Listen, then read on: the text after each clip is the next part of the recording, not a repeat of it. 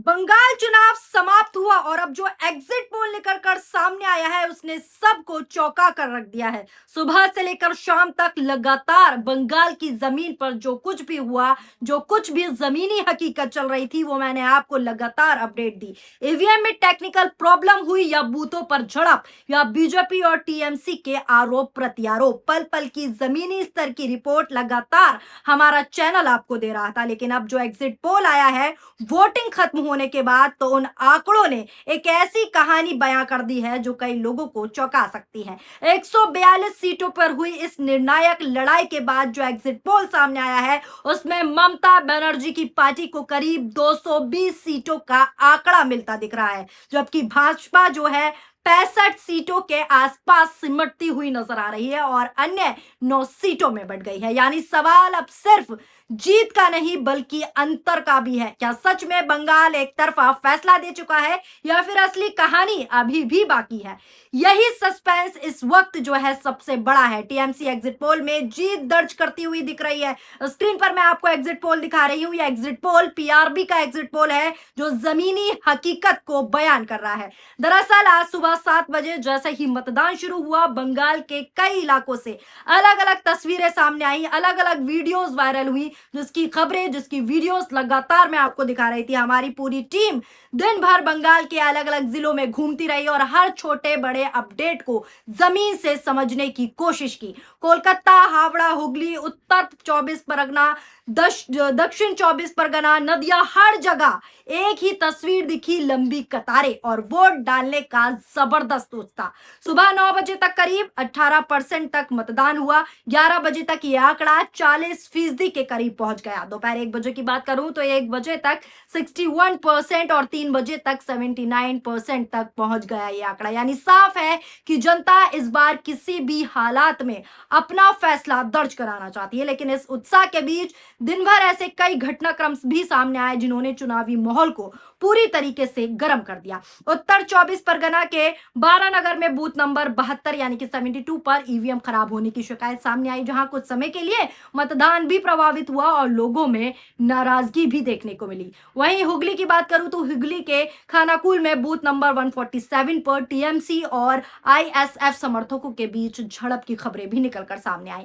कोलकाता और हावड़ा के कुछ इलाकों में भी हल्की नोकझोंक की खबरें आई। वहीं वसंती विधानसभा क्षेत्र में भाजपा उम्मीदवारी की गाड़ी पर हमले का दावा भी किया गया, जिसकी तस्वीरें भी निकल कर आई। हालांकि सुरक्षा बलों ने मौके पर पहुंचकर स्थिति को जो है संभाल लिया। मैंने आपको सभी वीडियोस भी दिखाई थी। लगातार सुबह से मैं आपको इलेक्शन की खबरें दिखा रही हूं बंगाल के, जिसमें ईवीएम बटन सस्पेंड की बात भी मैंने आपको दिखाई थी, जिसका वीडियो भी वायरल हुआ था। किस तरीके से आरोप लगाया था बीजेपी ने कि हमारे बटन का, ईवीएम बटन जिस पर हमारा चिन्ह है, उस ईवीएम बटन की मशीन पर हमारा चिन्ह के सामने जो निशान होता है उसको सस्पेंड कर दिया गया। एक बार अगर वो वीडियो आपने नहीं देखी हो तो एक बार फटाफट से वो वीडियो देख लीजिए। आगे की जानकारी मैं वीडियो के बाद देती हूँ। नजर डालिए इस वीडियो पर।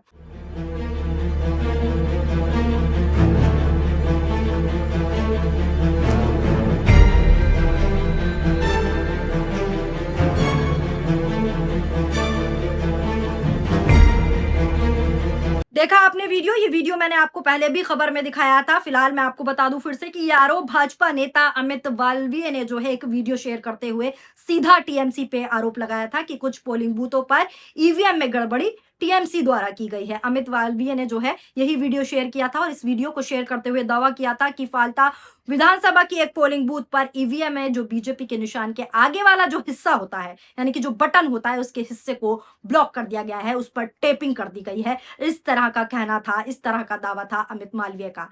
ऐसा उनका कहना था। ये तुरंत दावे के बाद हलचल मच गई थी। इस पूरे विवाद के बाद भाजपा ने अब चुनाव आयोग से भी मांग कर दी थी। इस तरीके की चीजें बूथ 189 पे भी हो रही हैं, ये भी उन्होंने दावा किया था अमित मालवीय ने। ये कहते हुए बीजेपी ने डिमांड की थी कि रीपोलिंग की जाए। इसी पर चुनाव आयुक्त का बड़ा बयान आया और वो बड़ा बयान ये था कि चुनाव आयुक्त का बड़ा बयान देते हुए उन्होंने कहा कि फाल्टा के आरोपों के बाद बड़ा बयान में दे रहा हूं और कह रहा हूं कि जहां जहां टेपिंग हुई है वहां रीपोलिंग होगी। अब बात करते हैं उस मुद्दे की जिसने पूरे दिन सबसे ज्यादा सुर्खियां बटोरी। ईवीएम को लेकर कई जगहों पर शिकायत आई। ईवीएम चर्चा का केंद्र बना रहा। आज कहीं मशीन धीमी चलने की बात कही गई तो कहीं बटन ठीक से काम नहीं करने की शिकायत भी सामने आई। इस पर चुनाव पर्यवेक्षक सुब्रत गुप्ता के ने साफ कहा कि अगर किसी भी बूथ पर ईवीएम से छेड़छाड़ या गड़बड़ी की पुष्टि होती है तो वहां दोबारा मतदान कराया जाएगा। यानी आयोग ने संकेत दे दिया कि किसी भी कीमत पर निष्पक्षता से जो है समझौता नहीं किया जाएगा। वहीं दूसरी तरफ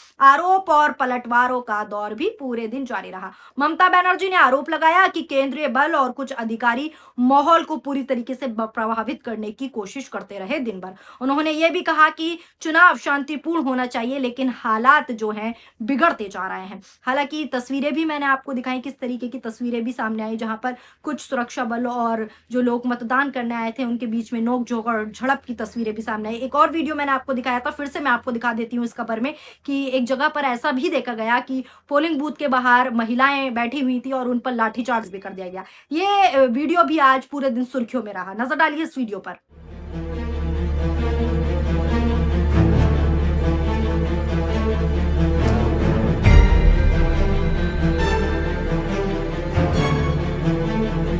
देखिए आपने वीडियो, ये झड़प की वीडियो थी। इसी के साथ साथ मैं आपको बता दूं, दूसरी ओर भाजपा नेताओं ने भी पलटवार किया और पलटवार करते हुए कहा कि असल में टीएमसी ही दबाव बनाकर वोटिंग को प्रभावित करने की कोशिश कर रही है। यानी दोनों तरफ से आरोपों की बौछार जारी है। टीएमसी बीजेपी पर आरोप लगा रही है और बीजेपी टीएमसी पर, और हर बयान ने सियासी तापमान को आज पूरे दिन हाई रखा।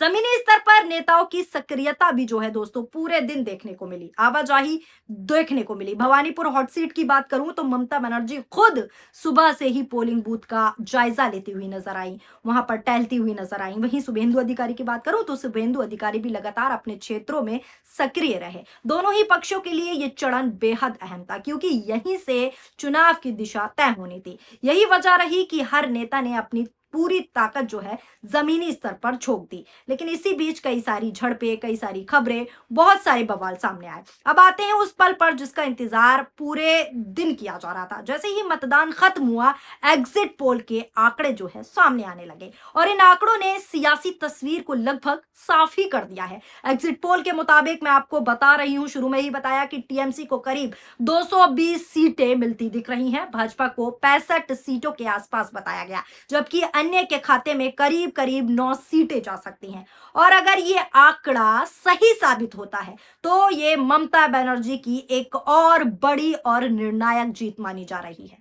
बड़ी जीत, ममता बनर्जी की एक तरफा जीत मानी जा रही है। लेकिन क्या ये आंकड़े अंतिम तक सच होने वाले हैं या फिर अभी भी कुछ बदल सकता है? राजनीतिक एक्सपर्ट्स की माने तो एग्जिट पोल हमेशा पूरी तरीके से सटीक नहीं होते, लेकिन ये ट्रेंड जरूर बताते हैं। और इस बार का ट्रेंड साफ तौर पर एक तरफा दिख रहा है, साफ तौर पर नजर आ रहा है, जमीन पर भी, धरातल पर भी और स्क्रीन पर भी। यानी मुकाबला उतना कांटे का नहीं रहा जितना पहले माना जा रहा था। हालांकि असली तस्वीरें 4 मई को ही सामने आएंगी। 4 मई को ही साफ होगा कि क्या है असली तस्वीर, जब ईवीएम खुलेगी और हर वोट की गिनती होगी। अब सबसे बड़ा सवाल दोस्तों यही है कि जनता का अंतिम फैसला क्या होगा। बंगाल में वोटिंग खत्म हो चुकी है, लेकिन सियासी हलचल अभी भी खत्म नहीं हुई है। सियासी हलचल अभी भी हाई है। पूरे दिन के घटनाक्रम ने यह साफ कर दिया है कि यह चुनाव हर मायने से, हर पहलू से बहुत अहम था। कहीं उत्साह था तो कहीं तनाव, कहीं आरोप तो कहीं जवाब। लेकिन अब सबकी नजरें नतीजों पर टिकी हैं, क्योंकि एग्जिट पोल ने जो तस्वीरें दिखाई हैं, जो तस्वीरें आप स्क्रीन पर देख रहे हैं, वो अगर हकीकत में बदलती हैं, वो अगर सच होती हैं, तो ममता बनर्जी एक बार फिर प्रचंड बहुमत के साथ सत्ता में लौटेंगी और भाजपा को बड़ा झटका लग सकता है, क्योंकि बंगाल का चुनाव भाजपा की नाक का सवाल था। फिलहाल जनता का फैसला ईवीएम में कैद हो चुका है। अब 4 मई को ही ये साफ होगा कि बंगाल ने किसे चुना है और किसके लिए ये चुनाव सबसे बड़ा साबित होता है।